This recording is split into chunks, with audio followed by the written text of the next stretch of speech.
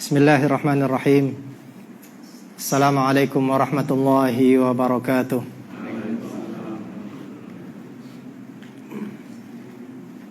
Innal hamdalillah nahmaduhu wa nasta'inuhu wa nastaghfiruh wa na'udzu billahi min shururi anfusina wa sayyiati a'malina. May yahdihillahu fala mudilla lahu wa may yudlil fala hadiya lahu. Asyhadu an la ilaha illallah wa asyhadu anna Muhammadan abduhu wa rasuluh. Usikum wa iyaya bitaqwallah faqad fazal muttaqun. Wa qad qala Allah ta'ala ya ayyuhalladzina amanu taqullaha haqqa tuqatih wa la tamutunna illa wa antum muslimun. Wa ba'd. Ayyuhal hadirun, Bapak, Ibu sekalian, jamaah salat maghrib yang kami muliakan. Alhamdulillah pada kesempatan malam hari ini, karena rahmat dari Allah Subhanahu wa ta'ala, maka kita masih diberikan oleh Allah Subhanahu wa ta'ala kekuatan, kesempatan untuk kita bisa kembali berkumpul dalam rangka saling tawasau bil haq wa tawasau bis sabr. Kemudian insyaallah pada malam hari ini kita akan melanjutkan kajian kita, sebuah kajian bertemakan tazkiyatun nufus.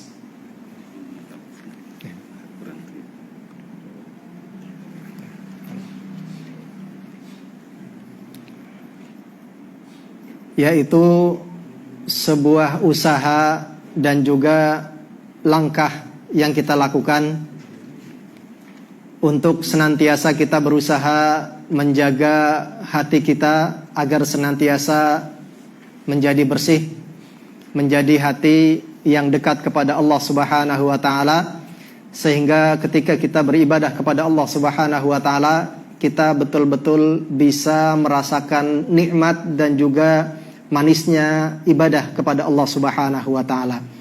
Inilah diantara tujuan kita, ya, senantiasa berusaha menjaga hati kita, karena efek dari hati yang bersih itu sangat luar biasa.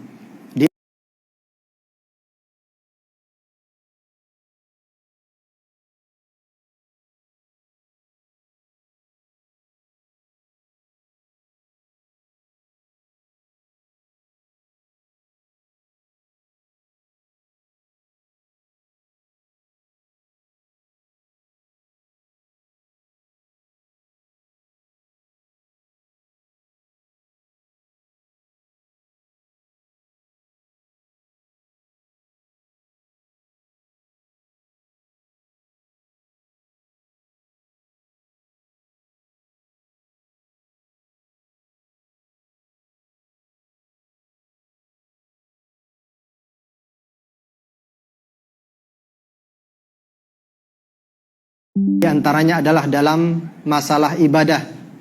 Ketika hati kita bersih, maka ketika kita mendengar, ya, di antaranya suara panggilan adzan untuk kita melakukan sholat, ini hati kita akan cepat mendorong kita. Langkah kaki kita akan mudah dan ringan untuk kita mendatangi masjid, musola. Kemudian juga hati kita akan merasa senang ketika kita melakukan ibadah kepada Allah Subhanahu wa ta'ala. Kemudian setelah itu ketika kita berada di hadapan Allah Subhanahu wa ta'ala, bermunajat di dalam sholat kita, kita akan betul-betul merasa bisa khusyuk, dan kita sadar bahwa kita waktu itu sedang menghadap Rabbul Alamin, Zat yang telah menciptakan kita, kemudian memberikan kita rizki, mengatur hidup kita, dan juga menyiapkan pahala yang sangat luar biasa untuk orang-orang yang mau taat kepada Allah Subhanahu wa ta'ala.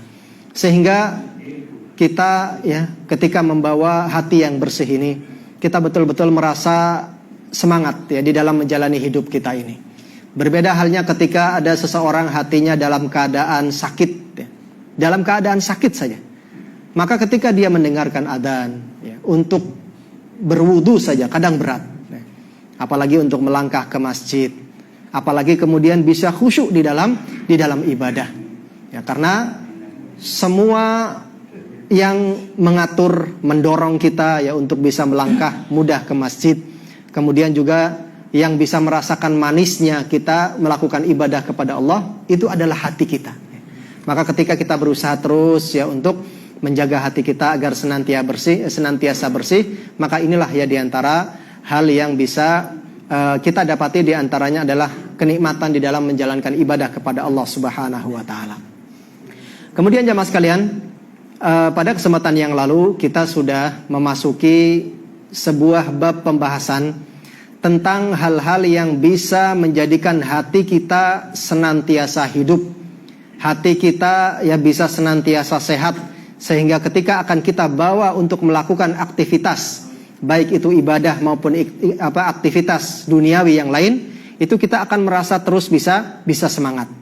Nah, di antara hal yang bisa menjadikan hati kita senantiasa bisa hidup adalah dengan memperbanyak istighfar. Dan kita tahu ya bahwasanya fadilah ataupun keutamaan ataupun juga faidah dari kalimat istighfar itu sangat luar biasa, banyak sekali ya. Nah, ini di antara faidah kenapa kita harus senantiasa memperbanyak istighfar, karena di antaranya orang yang senantiasa memperbanyak istighfar berarti dia sedang berusaha untuk membersihkan hatinya ya. Setiap kali ada kotoran nempel di hatinya, dengan beristighfar insya Allah ya hati kita akan kembali bersih, karena Allah Subhanahu wa Ta'ala mengampuni kita dari kesalahan ya, baik yang kita sengaja ataupun yang tidak kita sengaja ya. Dan kemudian ya di antara manfaat istighfar ya di antaranya Allah Subhanahu wa Ta'ala akan memberikan kepada kita sekalian jalan keluar dari setiap masalah yang kita miliki. Dan Allah Subhanahu wa Ta'ala juga akan membukakan bagi kita pintu-pintu rizki ya, ketika kita senantiasa mau memperbanyak istighfar, minta ampunan kepada Allah Subhanahu wa Ta'ala. Nah, ini di antara ya berbagai macam manfaat dari istighfar yang diucapkan oleh seorang hamba. Oleh karena itulah maka dalam pembahasan masalah istighfar ini ya, penulis kitab Tazkiyatun Nufus ini beliau menyampaikan ya bahwasanya pertama, yang dimaksud dengan maghfirah ataupun ampunan ya, yang dimaksud dengan maghfirah ataupun ampunan adalah hiya wiqayati syarrid dzunub ma'a satriha. Jadi yang dimaksud dengan ampunan ya, jadi kalau kita misalnya minta ampun kepada Allah Subhanahu wa Ta'ala ya, dengan beristighfar, maka hakikatnya yang dimaksud dengan ampunan itu apa sih ya? Nah, yang dimaksud dengan ampunan ya kata beliau adalah wiqayatu syarrid dzunub, bahwa Allah Subhanahu wa Ta'ala menjaga kita dari kejelekan-kejelekan yang disebabkan oleh dosa-dosa kita ya. Sebagaimana kita ya sudah mengetahui bersama pada kesempatan yang lalu bahwa dosa yang dia lakukan oleh seorang hamba itu ternyata memiliki berbagai macam efek ya, efek buruk, dan itu bukan hanya 1, 2, 3, tapi ternyata sangat banyak sekali. Nah, pada pertemuan yang lalu kita sudah membahas tentang masalah efek dosa yang dilakukan oleh seorang hamba. Di antara efek dosa yang dilakukan oleh seorang hamba ya di antaranya adalah hilangnya ilmu ya. Jadi seseorang ketika ya banyak melakukan perbuatan kesalahan, dosa kepada Allah Subhanahu wa Ta'ala, maka lama-kelamaan ilmu, ingatan ya yang mungkin dia pernah pelajari itu lama-lama semakin hilang ya. Ilmunya akan bisa semakin menipis, karena ilmu itu adalah merupakan cahaya yang diberikan oleh Allah Subhanahu wa Ta'ala kepada seorang hamba. Maka ketika hati seorang hamba ya lama-lama menjadi hitam karena adanya kotoran yang banyak menempel di hatinya, maka semakin lama hati orang tersebut ya ketika semakin kelam, semakin hitam, maka ilmu yang diberikan oleh Allah kepadanya itu akan semakin pudar ya, semakin hilang. Dan kemudian di antara efek dari dosa yang juga dilakukan oleh seorang hamba adalah kekosongan hati ya. Hati ya seorang hamba yang banyak melakukan dosa, walaupun dia kelihatannya kadang banyak tertawa ya bersama dengan teman-temannya yang sama-sama melakukan dosa, tapi dia akan mendapatkan kekosongan hati ya. Buktinya apa? ketika dia dalam keadaan ya mungkin sakit, ya, kemudian dia dalam keadaan sendiri butuh bantuan teman, ya kadang-kadang teman-teman yang tadinya ikut ketawa-ketawa bersama itu mungkin banyak yang kadang tidak peduli dengan dia, sehingga kemudian dia mengeluh, ya mana teman-teman yang tadinya ya kalau dalam masa senang mereka ikut ketawa, tapi ketika saya dalam keadaan seperti ini menderita sakit, ya kadang-kadang tidak ada satupun dari mereka yang ya mungkin hanya mengucapkan ya semoga lekas sembuh. Seperti itu saja kadang tidak didapati. Maka kemudian yang didapati adalah hati yang kosong, ya. Hatinya ya akan ditimpa dengan rasa gundah, rasa was-was dan lain sebagainya. Nah kemudian juga diantara efek buruk dari perbuatan dosa adalah seseorang yang banyak melakukan perbuatan dosa itu akan banyak mengalami kesulitan hidup, ya. Jadi ketika dia menjalani kehidupan itu kayaknya hidup ini berat ya dilakukan, ya. Nah kemudian juga di antara efek yang lain dari perbuatan dosa adalah kegelapan hati, ya. Orang yang banyak melakukan perbuatan maksiat kepada Allah Subhanahu wa taala, semakin lama hatinya akan semakin gelap, ya. Semakin sakit dan bisa menjadi hati yang mati. Sehingga ketika diberikan nasihat ya itu tidak mempan, ya. Diberikan masukan, kamu sebaiknya seperti ini, nolak dia, ya. Pokoknya dia inginnya apa yang dia ingini, hawa nafsunya nyuruh ini, dia akan jalan. Itu akibat dari dosa yang dilakukan oleh manusia. Kemudian juga di antara efek lain dari adanya dosa adalah memperpendek umur, ya. Jadi dosa yang kita ataupun yang dilakukan oleh seorang hamba ini akan ya semakin memperpendek umurnya. Yang dimaksud dengan memperpendek umurnya artinya umur yang diberikan oleh Allah kepada orang tersebut ya itu barokahnya akan sangat sedikit, ya. Barokahnya akan sangat sedikit, ya. Ada orang mungkin diberikan umur sampai 70 tahun. Tapi kalau dilihat catatan amalnya selama 70 tahun itu ya dilihat ternyata oh ini orang hanya banyak jalan-jalan, ya. Ini orang kalau ngumpul banyak ngibahin orang. Ini orang kalau sudah ngomong sering nyakiti hati orang yang diajak ngomong, ya, dan lain sebagainya. Ketika ada panggilan ibadah dia tidak pernah datang. Dipanggil untuk sholat banyak absennya. Dipanggil untuk puasa ya kadang iya kadang tidak, ya. Nah maka kemudian barokah yang ada di dalam umurnya menjadi sangat sedikit sekali. Berbeda dengan orang yang banyak melakukan ketaatan kepada Allah Subhanahu wa taala. Ketika dibuka buku catatan amalnya, ya, itu ternyata isinya dzikir, isinya sholat, isinya baca Quran, isinya istighfar. Maka subhanallah, kadang ada orang yang umurnya pendek, tapi barokahnya sangat banyak, sehingga dia dikenang oleh masyarakat yang ada, ya. Nah, ini diantara ya gambaran efek buruk dari ya perbuatan dosa, yaitu memperpendek umur. Yang dimaksud adalah memperpendek barokah ya dari umur yang Allah Subhanahu wa taala berikan kepada orang tersebut, ya. Dan lain sebagainya jamaah sekalian. Jadi ternyata ya efek dari perbuatan dosa itu sangat luar biasa, ya. Banyak sekali. Nah, ketika kita melakukan perbuatan dosa, kesalahan kepada Allah, kemudian kita minta ampunan kepada Allah. Astagfirullahaladzim. Ya Allah, ya, aku minta ampunanmu ya Allah, ya. Nah maka Allah Subhanahu wa ta'ala pertama akan menjaga orang tersebut dari efek buruk perbuatan dosa.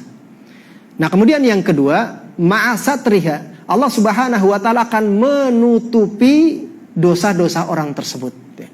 Sudah dijaga, ya, diberikan ampunan, ya, dihapus, kemudian ditutupi oleh Allah Subhanahu wa ta'ala, ya. Nah ini ya makna dari maghfirah, ya. Karena makna ataupun kalimat maghfirah ini dari kalimat mighfar, yang artinya ya, kalimat mighfar itu artinya adalah topi besi, ya. Topi besi yang biasa dulu dipakai oleh para tentara untuk melindungi kepala mereka, ya. Jadi arti dari maghfirah itu ya seperti topi yang melindungi kita dari perbuatan dosa, ya. Nah oleh karena itu di antara ya para ulama, ya di antaranya Ibnu Qayyim ya Al-Jauziyah, beliau banyak sekali membahas ya tentang masalah hati, juga manfaat dari istighfar ya dan lain sebagainya. Itu ketika seseorang semakin kuat istighfarnya, maka ibaratnya orang tersebut ya semakin kuat pula perlindungan yang bisa dia dapati ya di dalam hatinya. Nah, kemudian ya orang juga yang memperbanyak istighfar ya dia akan senantiasa yang mendapatkan perlindungan dari Allah Subhanahu wa taala. Maka ya ini di antara efek positif dari adanya istighfar. Maka sangat betul sekali kalau kalimat istighfar ini bisa senantiasa menjadikan hati kita ya menjadi hati yang hidup, menjadi hati yang senantiasa ya ingin dekat kepada Allah Subhanahu wa taala. Karena ya di antara manfaat dari istighfar adalah ketika kita beristighfar, minta ampunan kepada Allah Subhanahu wa taala, ya, hati kita akan dijaga oleh Allah dari efek buruk perbuatan dosa dan juga dosa-dosa kita akan ditutupi oleh Allah Subhanahu wa taala. Kemudian penulis kitab ini menyebutkan waqad kathura dzikrul istighfar fil Quran. Ya, kalau kita ya mau meneliti membuka Al-Qur'anul Karim, itu banyak sekali ya perintah dari Allah Subhanahu wa taala yang memerintahkan kita ya dan juga menyebutkan kalimat istighfar ya dengan berbagai macam uslub yang ada. Nah, ini di antara ayat-ayat yang menunjukkan kalimat istighfar ini ada di antaranya dalam bentuk perintah. Jadi Allah Subhanahu wa taala memerintahkan kita ya untuk memperbanyak istighfar ya. Ya di antaranya di dalam surat Al-Muzammil ya ayat 20 Allah Subhanahu wa taala berfirman wastaghfirullah innallaha ghafurur rahim ya. Yang artinya dan mintalah ya ampunan kepada Allah Subhanahu wa taala, sesungguhnya Allah Subhanahu wa taala Ghafur, Maha Pengampun ya. Bukan hanya Maha Pengampun saja tapi juga Rahim, Maha Pengasih ya. Nah, ini diantara faidah gambaran ketika kita mau beristighfar, minta ampunan kepada Allah Subhanahu wa taala ya, akan kita dapati bahwa Allah Subhanahu wa taala ya Maha Pengampun, akan mengampuni seberapapun banyak dosa manusia. Kemudian juga Allah Subhanahu wa taala Rahim ya. Kasih sayang Allah kepada hambanya sangat luar biasa ya. Jadi walaupun kita banyak melakukan dosa, kalau kita mau beristighfar, mau minta ampunan kepada Allah Subhanahu wa taala, pintu ampunan Allah sangat luas. Berbeda dengan kita kalau ada orang berbuat salah kepada kita. Ya. Kalau ada orang berbuat salah kepada kita sekali, kita maafkan. Kedua kali datang lagi ngaku, Pak, maaf Pak, saya berbuat kesalahan. Ya. Nah, sudah mulai munjuk kita. Lah kemarin kan baru dikasih tahu, ya. Jangan melakukan kesalahan ini lagi. Oh iya Pak, insya Allah kesempatan lain saya tidak akan melakukannya lagi Pak. Ya. Seminggu datang lagi dia, maaf Pak, saya melakukan kesalahan ini lagi Pak. Nah, ya. Lama-lama kira-kira kalau sampai 5 kali kesalahan yang sama dilakukan oleh orang kepada kita Pak ya, kira-kira kita masih bisa nahan sabar atau kadang-kadang sudah munjuk ya, kiwong apa-apa sih ya, kadang-kadang seperti itu ya. Ya kepriben wis ya diperingati ya omongi kok jarene wingi ya janji ora melakukan kesalahan maning lah siki. Nah, seperti itu ya. Itu sifat manusia. Adapun Allah Subhanahu wa taala ya, Rahim ataupun juga rahmat Allah Subhanahu wa taala dan kasih sayang Allah ya kepada orang yang mau beristighfar itu sangat luas ya. Oleh karena itulah ini di antara penutup dari ayat ini ya. Jadi menunjukkan bahwa Allah Subhanahu wa taala di samping mengampuni manusia juga kasih sayang Allah kepada manusia, apalagi yang mau beristighfar ya, itu sangat terbuka ya. Nah, kemudian ayat lain yang juga kadang kita dapati di dalam Al-Qur'anul Karim yang menunjukkan kata-kata istighfar, itu diantaranya Allah Subhanahu wa taala memuji orang-orang yang banyak melakukan istighfar. Di antaranya adalah orang yang mau beristighfar di waktu pagi, di waktu sahur ya. Jadi ketika waktu sahur, yaitu waktu orang biasanya sholat tahajud ya, antara jam 3, jam 4 ya. Allah Subhanahu wa taala memuji orang-orang yang banyak beristighfar di waktu-waktu itu, wal mustaghfirina bil ashar ya. Dan orang-orang yang banyak meminta ampunan kepada Allah Subhanahu wa taala di waktu sahur, yaitu waktu sebelum masuk waktu subuh ya. Nah, Allah memuji orang-orang yang mau untuk senantiasa beristighfar di waktu ini. Kemudian juga kadang-kadang kita dapati kalimat istighfar ini disebutkan oleh Allah Subhanahu wa taala, ya, bahwa Allah Subhanahu wa taala ini akan mengampuni orang-orang yang mau meminta ampunan kepada Allah, ya. Di antaranya di dalam surat An-Nisa ayat 110, Allah Subhanahu wa taala berfirman, "Wa may ya'mal su'an aw yadhlim nafsahu thumma yastaghfirillah yajidillaha ghafurar rahima." Ya, artinya, dan bagi orang-orang yang melakukan kesalahan, kejelekan, keburukan, kemudian setelah itu dia juga mendolimi dirinya sendiri, ya. Jadi sebetulnya ketika kita melakukan perbuatan dosa, ya, perbuatan kesalahan kepada Allah, itu hakikatnya kita sedang mendolimi diri kita, ya. Jadi kalau kita tidak segera minta ampunan kepada Allah, ya, ini kita sangat dolim kepada diri kita sendiri.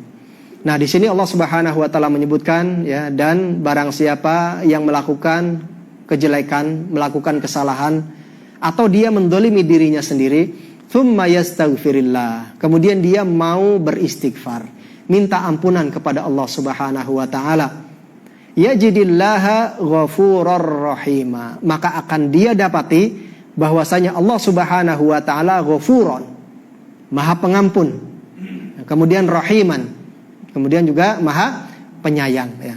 Jadi kalau kita lihat, ya, di dua ayat ini saja, ketika Allah Subhanahu wa taala menyebutkan tentang masalah ampunan, nah, ayat itu ditutup dengan dua sifat Allah. Yang pertama, Allah Maha Pengampun. Kemudian yang kedua, Allah Maha Penyayang, ya. Jadi walaupun seorang hamba, ya, banyak melakukan perbuatan dosa, tapi ketika dia mau bertaubat, minta ampunan kepada Allah Subhanahu wa taala, Allah tetap menyayangi hamba tersebut, ya. Tidak dibenci, ya, sebagaimana kadang-kadang kalau kita ketemu sama orang yang gaweannya mungkin salah terus ke kita, ya, lama-lama kan kita jadi benci dengan orang yang seperti itu. Tapi Allah Subhanahu wa taala tidak, ya. Selama kita masih mau untuk minta ampunan kepada Allah Subhanahu wa taala, maka ampunan Allah sangat luas, dan juga kasih sayang Allah kepada hambanya sangat luar biasa, ya. Nah, ini jamaah sekalian, ya, di antara gambaran, ya, bahwa seseorang yang mau beristighfar, minta ampunan kepada Allah Subhanahu wa taala, maka ampunan Allah sangat luas, ya. Kemudian juga Allah sangat sayang, ya, kepada hamba-hambanya, sehingga kemudian Allah tidak membenci, ya, orang-orang yang melakukan kesalahan kemudian mau minta ampunan kepada Allah Subhanahu wa taala. Kemudian penulis kitab ini, ya, beliau menyebutkan wa katsiran ma yaqrinul istighfar bi dzikrit taubah, ya. Kemudian kita juga kadang dapati kalimat istighfar ini disebutkan di dalam Al-Qur'anul Karim itu bergandengan dengan kalimat taubat, ya. Istighfar, taubat, ya. Nah, kalau seandainya ada kalimat istighfar, ya, bergandengan dengan kalimat taubat, ya, maka apa artinya ini? Kata beliau, fayakunul istighfar hina idzin ibarah an talabil maghfirah bil lisan, ya. Jadi kalau kita dapati, ya, ada kalimat istighfar, kemudian taba, ya, kalimat taubat, maka yang dimaksud dengan istighfar di sini adalah ucapan lisan kita, dengan kita mengucapkan astagfirullah, ya. Nah, kemudian yang dimaksud dengan tobat itu apa? Ya. Nah, yang dimaksud dengan tobat, kata beliau, wa taubatu ibaratun anil iqla' anid dzunub bil qalbi wal jawarih, ya. Nah, yang dimaksud dengan tobat, ya, yang dimaksud dengan tobat itu adalah melepaskan diri, ya, melepaskan diri dari dosa yang ada di hati dan juga ada dilakukan oleh anggota badan kita, ya. Itu yang dimaksud dengan tobat, ya. Jadi melepaskan diri dari dosa-dosa yang menempel di hati, ya, dan juga dilakukan oleh anggota badan kita, ya. Itu yang dimaksud dengan tobat. Jadi kalau seandainya orang tobat, ya, cuman di lisan saja, Pak, aduh aku tobat, ya. Tobat pan orang nginung maning misalnya, ya. Ya. tobat Arab rajin sholat, ya. Tobat Arab ora judi mening misalnya, ya. Tapi itu hanya ucapan lisan saja, ya. Ya. Maka tobat yang seperti ini biasanya disebut dengan tobat apa, Pak? Tobat sambel, ya. Kenapa ada istilah tobat sambel? Itu filosofinya dari mana kira-kira, Pak? Ya, ya. Karena orang yang tobat dari sambel, ya, waktu itu saja dia, waktu merasa kepedesan, ya, mentok, waduh jangan ora kuat saiki, ya. Dia bilang tobat. Tapi besok ketemu sambel lagi, ya makan lagi, ya. Ya, kemudian katanya tobat lagi, besok lagi ketemu lagi, ya makan lagi. Nah nanti begitu nggak ketemu sambel, nyari, ya. Nah ini istilah tobat sambel itu seperti itu, ya. Nah maka para ulama kemudian menyebutkan tobat yang dimaksud dengan tobat, ya tobat yang benar-benar tobat itu ada syaratnya. Jadi orang disebut dengan orang yang bertobat, ya. Itu tobatnya akan diterima oleh Allah Subhanahu wa taala kalau dia memenuhi 3 syarat. Kira-kira apa ini syaratnya, Pak? Orang yang tobat, ya.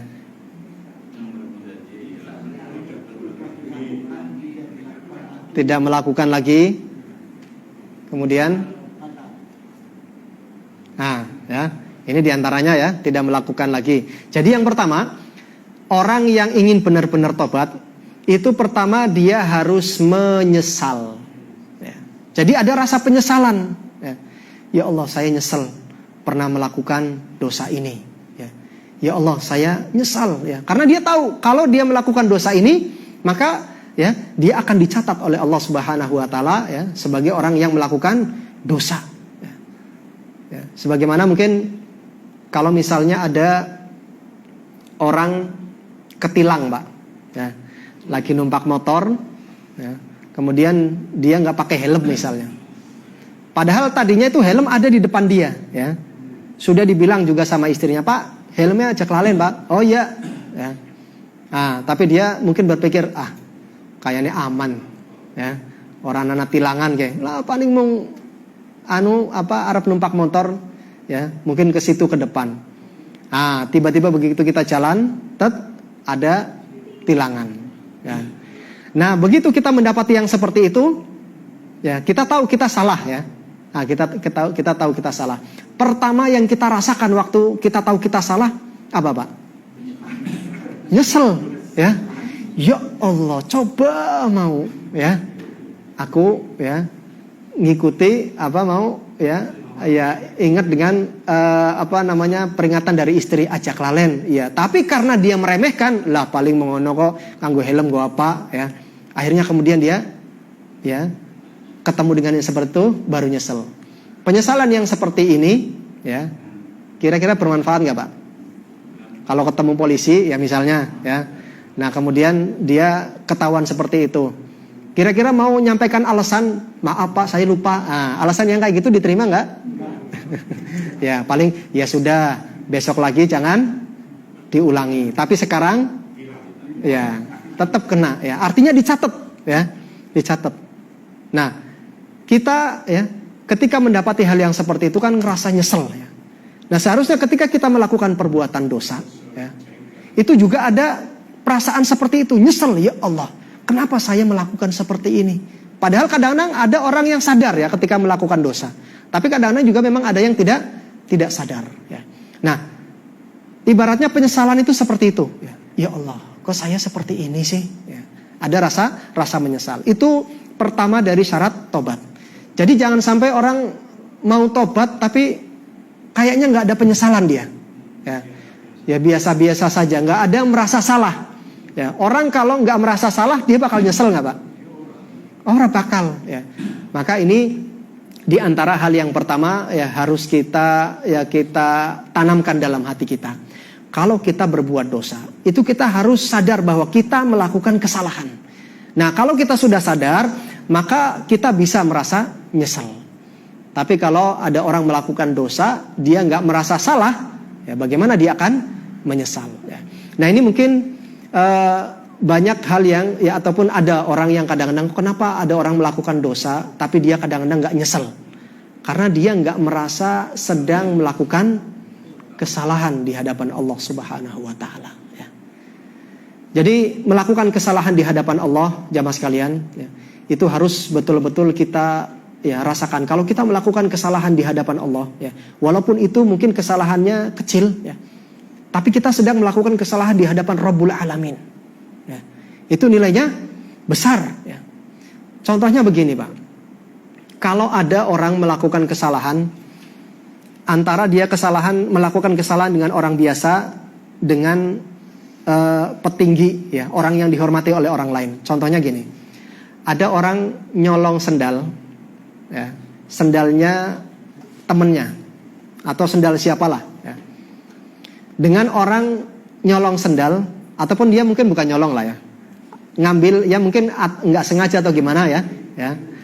Nah, ini sendal ternyata misalnya punya gubernur, Pak, atau punya presiden, ya. Lagi ada kunjungan, ya. Ini orang besar, tiba-tiba begitu dia mau keluar masjid, sendalnya hilang, ya. Tiba-tiba seperti itu. Nah, kemudian ketahuan, oh itu yang ambil, ya. Nah, ini sendalnya mungkin padahal mereknya sama, ya. Antara orang biasa kebetulan mungkin punya uang, akhirnya beli sendal yang mahal dengan sendalnya pembesar. Kira-kira panjang urusannya ini, ya, lebih panjang ketika kita berurusan dengan, ya, orang biasa atau dengan petinggi seperti ini, Pak? Dengan petinggi, ya. Ini belum apa-apa saja kita mungkin sudah digerebek, ya, ditarik, diapain, ya. Nah, itu gambaran di dunia ini saja. Ketika kita melakukan perbuatan dosa, ya, itu di hadapan orang yang dihormati, ya, karena dia mungkin punya amanat untuk mengurus wilayah tersebut, ya. Nah, itu urusan kita seperti itu, berat, ya. Apalagi ini ketika kita melakukan perbuatan dosa di hadapan Rabbul Alamin. Kita sudah diberi rizki oleh Allah, ya. Kemudian kita diberikan kesempatan untuk bernapas gratis, Pak, ya. Ya, oksigen gratis. Kita bisa bayangkan, Pak, kalau kita ditarik pajak untuk bayar oksigen, Pak, ya, kira-kira kita mampu nggak untuk bayar oksigen selama 1 tahun, Pak? Ya, kita akan merasa sangat berat, ya, untuk bayar oksigen, ya, yang sebebas ini bisa kita tarik oksigen itu, ya. Nah, belum nanti untuk makanan-makanan yang sudah disediakan oleh Allah, ya. Kemudian untuk yang lain-lainnya, ya. Kemudian juga Allah Subhanahu wa taala memberikan kita kekuatan, ya, untuk melakukan ini, melakukan itu, ya. Kesehatan yang Allah Subhanahu wa taala berikan kepada kita, Bapak Ibu sekalian, itu nilainya sangat mahal sekali, ya. Nah, dari mana kita tahu kalau kesehatan yang Allah berikan kepada kita itu nilainya sangat mahal? Nah, kalau kita sedang sakit, ya. Kalau kita sedang sakit, ya. Contohnya apa, Pak? Sakit yang ringan saja, yang mungkin hampir banyak orang alami, ya. Sakit flu, ya, sakit flu. Kita kalau lagi flu, ya, apalagi flu-nya flu berat, ya, kita ngerasakan betul, ya Allah, ya, untuk berdiri saja kadang-kadang nggak kuat, ya, untuk berdiri saja nggak kuat, ya. Apalagi untuk jalan. Atau penyakit lain, ya. Contohnya penyakit gigi, sakit gigi. Ada di sini yang belum pernah sakit gigi sama sekali, Pak? Ada, ya, alhamdulillah, Pak, ya. Kalau kita belum pernah ngalami sakit gigi, Pak, alhamdulillah, Pak. Nah, ya, orang yang sudah pernah merasakan sakit gigi, ya, ada orang bilang mendingan kita sakit hati, ya, daripada mending kita sakit gigi daripada sakit hati, ya. Orang yang pernah mengalami sakit gigi akan marah besar mungkin, ya, karena sakit gigi itu sangat luar biasa sakitnya, ya. Ya, nah kemudian harga gigi kita ini, Pak, ya kalau memang harus dicabut, ya, subhanallah, sangat mahal, Pak, ya. Jadi satu gigi kita ini bisa nilainya, ya kalau mau dicabut saja ini sudah rusak, ya. Jadi sudah rusak kan sebetulnya sudah, ya, diambil kemudian sudah nggak berguna, ya, misalnya. Nah, ini ternyata untuk nyabutnya saja, ya, Pak, itu, ya, kita harus bolak-balik ke dokter. Kemudian kadang-kadang sampai 1 juta. Jadi sekali kunjungan dokter 300.000, ya. Dan kemudian kunjungan kedua sama. Jadi kalau kita sudah punya gigi sudah harus dicabut, Pak, itu nggak bisa begitu datang langsung dicabut, itu nggak bisa, ya. Harus bolak-balik dulu. Baru kemudian setelah 4 kali, ya, baru bisa dicabut. Ya. Nah ini untuk satu gigi saja ya kadang-kadang sampai 1 juta atau lebih Pak. Nah sekarang gigi kita ada berapa Pak? 30 berapa? 32 ya. Nah ya, itu untuk gigi yang utuh Pak, harganya subhanallah ya. Artinya kalau kita sekedar nyabutnya saja segitu mahalnya, apalagi kalau gigi yang masih utuh ya, itu harganya luar biasa, mahal sekali ya. Nah ini kita baru ngerasakan ya Allah, kita diberikan gak pernah sakit gigi, yaitu ternyata harganya sangat mahal ya. Baru nanti kalau kita sudah mulai sakit, kita ngerasakan ya, ternyata orang sehat itu harganya mahal. Nah itu kita seperti itu. Kita antara sehat kita dengan sakit kita kira-kira banyakan mana Pak? Banyakan sehatnya ya. Kita kadang dalam 1 tahun paling sakit cuman ada yang cuman sepekan, seminggu ya, sebulan, ada yang kadang 3 hari, ada yang sama sekali Masya Allah gak pernah sakit ya dalam setahun ya. Nah artinya kita diberikan oleh Allah Subhanahu wa ta'ala banyak sekali kesempatan ya. Nah kadang-kadang kita sakit karena ini untuk peringatan ya, peringatan karena kita mungkin gak pernah istirahat atau kita lupa jauh ya. Begitu kita semakin banyak hartanya, kadang-kadang kesibukan kita semakin numpuk ya. Tadinya waktu kita mungkin belum punya banyak harta, kita begitu ada suara adzan kita langsung ke masjid. Nah ini sudah kita misalnya punya toko 1 ya, begitu adzan dikumandangkan, banyak pengunjung yang datang. Nah biasanya kita ngendek-ngendek, aduh tanggung ya engkau wis 10 menit maning ya. 10 menit sudah keburu komat ya. Itu baru punya toko 1 Pak ya. Belum nanti kalau sudah punya toko 2. Jadi gambarannya kadang manusia semakin banyak diberikan harta ya kadang-kadang semakin jauh dari Allah Subhanahu wa ta'ala, kalau dia tidak pintar untuk memanagenya ya. Nah oleh karena itulah kadang Allah Subhanahu wa ta'ala kemudian memberikan kepada kita peringatan ya. Kalau kita sedang sakit kan biasanya kita banyak ngerenung deh. Merenung, ya Allah ini saya sakit seperti ini ya. Mendengarkan suara adzan tuh kayaknya subhanallah indah sekali, ingin kita bergerak ke sana ya.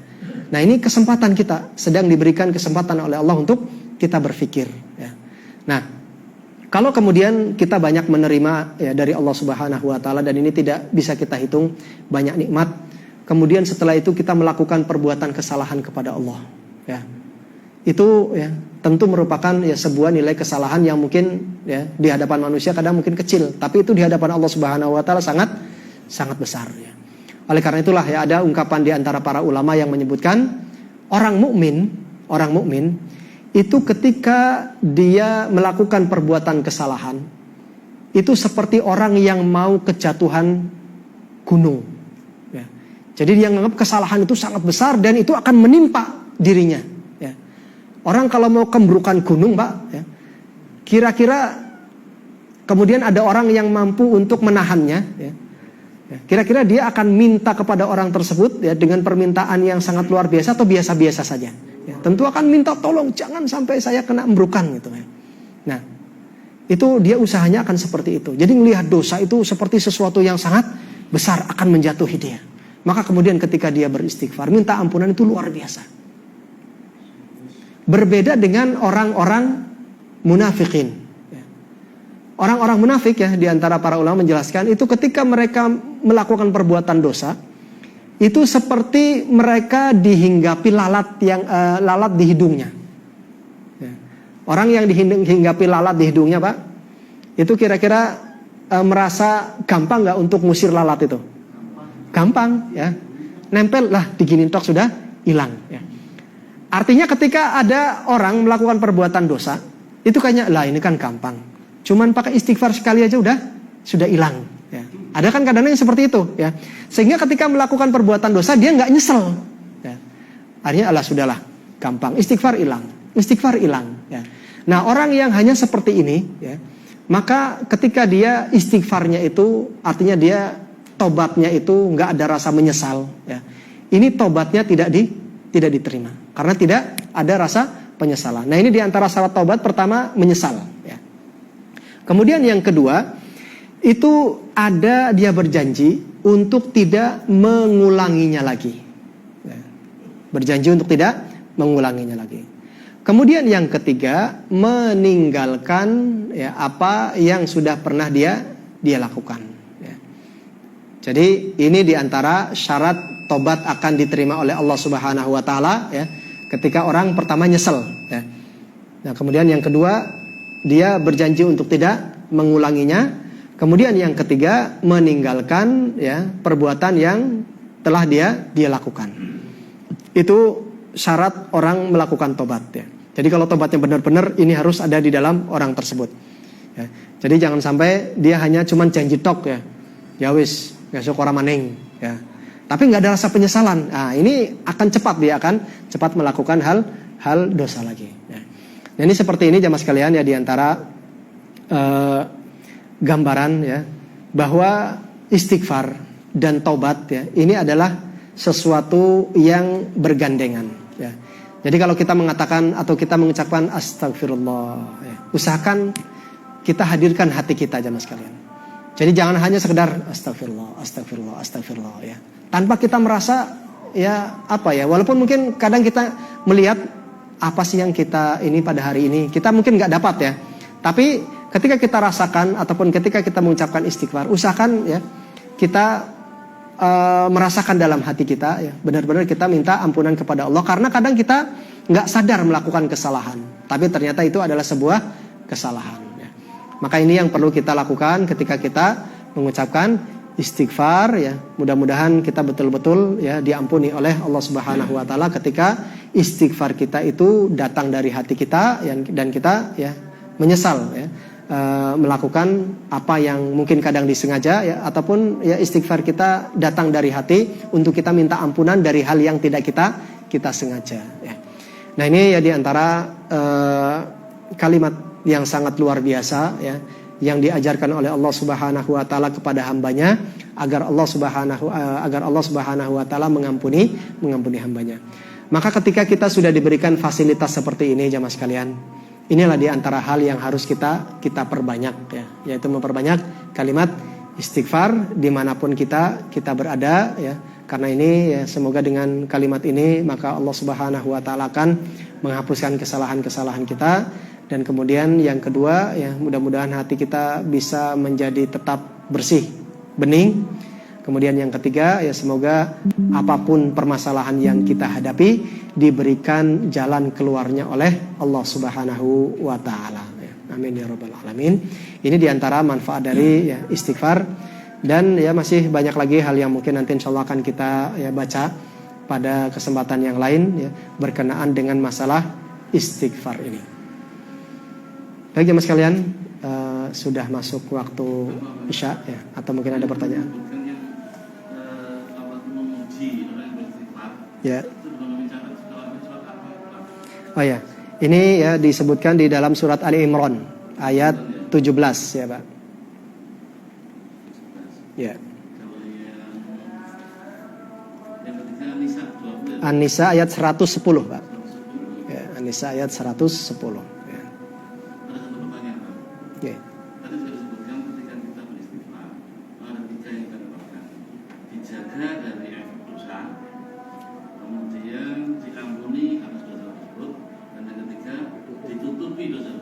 Ya. Saya ketika diampuni itu kok dibusuk atau gimana catatannya itu catatan masih ada atau enggak? Ya. Untuk masalah diampuni ya, diampuni ini berarti dihapus catatannya, ya, dihapuskan catatannya. Ya. Cuma nanti memang di akhirat ya ketika kita sudah menghadap Allah Subhanahu Wa Taala ya. Jadi nanti akan diperlihatkan apa yang sudah kita lakukan, ya, apa yang sudah kita lakukan. Ya. Kemudian juga diantaranya ketika kita melakukan kesalahan, ya kemudian juga nanti ketika kita beristighfar, ini akan juga diperlihatkan bahwa kita minta ampunan kepada Allah Subhanahu Wa Taala dan kemudian ini dihapuskan oleh Allah Subhanahu Wa Taala. Ya. Iya, tidak ikut ditimbang. Ya. Jadi apa yang sudah kita lakukan ya itu nanti akan tetap apa yang kita lakukan seluruh rekamannya ada ya. Tapi begitu kita beristighfar ya itu kemudian diperlihatkan oleh Allah juga ya bahwa kesalahan kita sudah diampuni ya. Ya. Maka begitu kita melihat ya begitu besar rahmat Allah kepada kita ya. itu ya kita akan betul-betul merasa sangat bersyukur ya kepada Allah Subhanahu wa taala bahwa ternyata memang dengan istighfar ini ya banyak sekali kesalahan kita yang kemudian dihapuskan oleh Allah Subhanahu wa taala. Oleh karena itulah maka di antara ya perkataan yang sangat luar biasa dari Ibunda Aisyah, beliau pernah menyampaikan tuba liman wajada fi sahifatihil istighfar. Berbahagialah bagi orang-orang yang banyak nanti didapati di buku catatan amalnya itu kalimat istighfar ya. Jadi begitu dibuka istighfar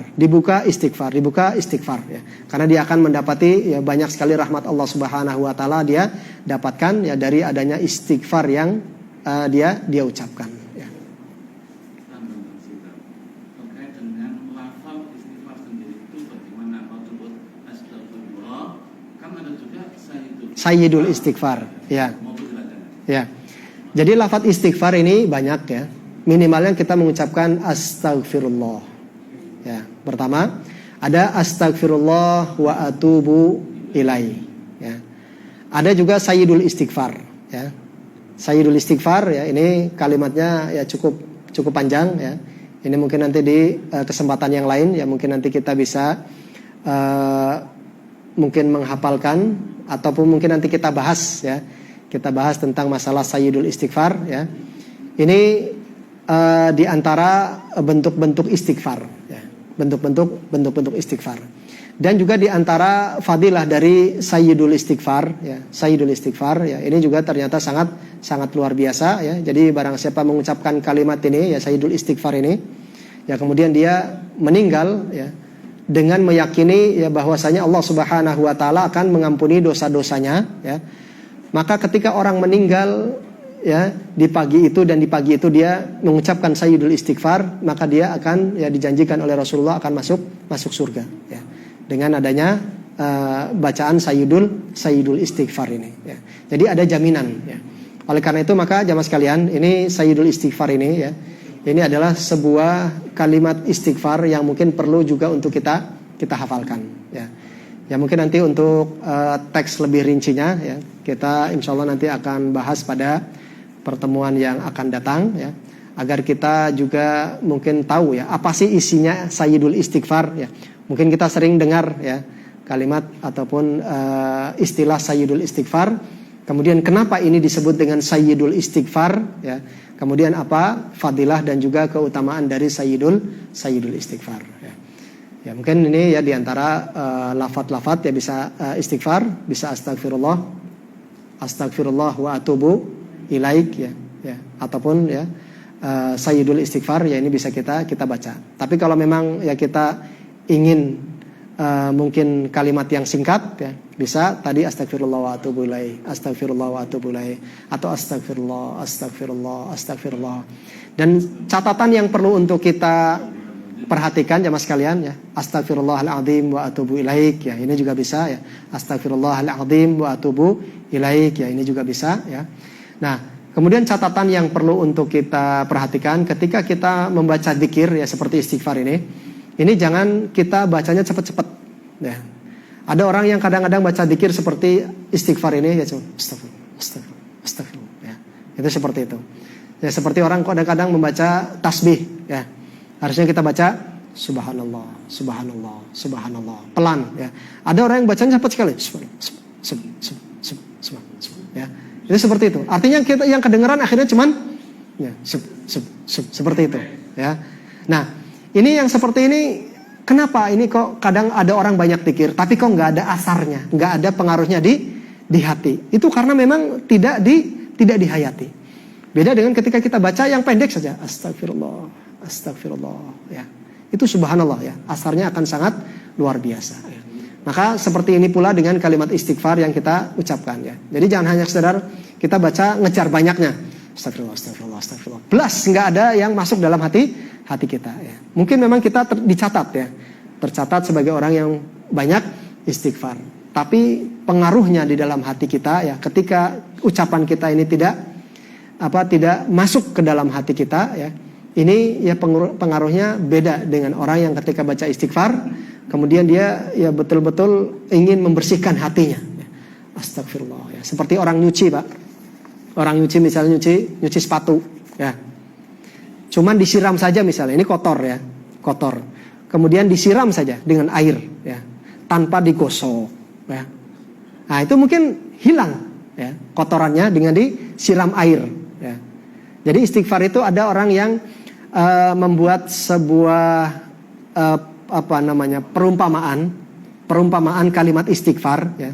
Jadi ada gelas itu isinya adalah air warna hitam keruh ya, warna hitam. Nah istighfar ini dia ibarat air bening, ya. Jadi ketika ada orang, ya, di dalam hatinya itu ada kotoran yang banyak, ya seperti gelas yang terisi dengan air yang keruh yang hitam, kemudian dituang dengan air bening, cur sekali, ya, cur 2 kali. Ini lama-lama kan, ya, air yang kotor itu akan semakin berkurang. Maka semakin lama semakin banyak air bersih dia tuangkan, ya, maka gelas yang tadinya kotor, ya, dengan isi yang tadinya air keruh itu lama-lama bisa menjadi bening, ya. Nah seperti itu pula hati kita, apalagi hati yang sudah mungkin karatan, ya, hati yang karatan, ya, itu kalau sekedar mungkin dicuci tok, ibaratnya orang mengucapkan astagfirullah, astagfirullah tanpa dia rasakan, ya. Ketika melakukan kesalahan mungkin dia nggak ngerasa nyesel misalnya, cuman istighfarnya kelihatannya banyak gitu, tapi nggak dia rasakan, ya. Itu mungkin seperti ada misalnya besi karatan kemudian cuman disiram-siram tok seperti itu, ya mungkin bisa, ya, ini hilang tapi pengaruhnya masih ada. Beda dengan orang yang menyesal kemudian sambil istighfar, ya, dia mungkin kadang ada orang sampai nangis, ya. Astagfirullah, apalagi kalau sadar dengan, ya, apa yang sudah, dosa yang sudah dia lakukan. Itu efeknya sangat luar biasa. Ibaratnya yang tadi, ya, misalnya ada sesuatu yang karatan itu kita amplas, ya.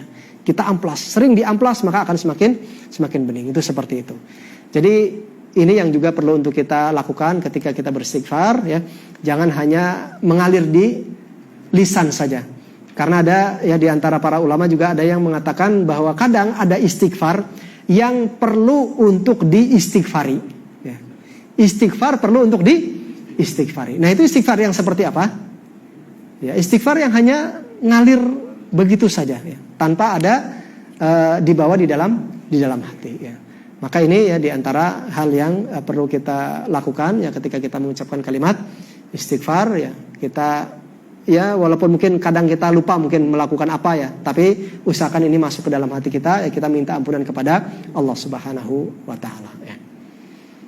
Mungkin cukup, ya Pak, ya. Ya mungkin ini saja yang bisa kita ambil pada kesempatan kali ini. Semoga Allah Subhanahu wa taala, ya, senantiasa menjadikan kita sebagai hamba yang, ya, berusaha, ya, untuk bisa diringankan oleh Allah, untuk bisa mendapatkan, ya, ampunan dari Allah Subhanahu wa taala dari kesalahan dan dosa-dosa kita, ya, dengan jalan istighfar, ya, sehingga ketika kita memperbanyak istighfar, minta ampunan kepada Allah Subhanahu wa taala, akan dimudahkan oleh Allah, ya, segala urusan yang sudah kita canangkan ataupun juga segala masalah yang kita hadapi. Ini yang bisa kita ambil pada kesempatan kali ini. Kita tutup dengan kafaratul majlis. Subhanakallahumma wa bihamdika asyhadu an la ilaha illa anta astaghfiruka wa atubu ilaik. Assalamualaikum warahmatullahi wabarakatuh.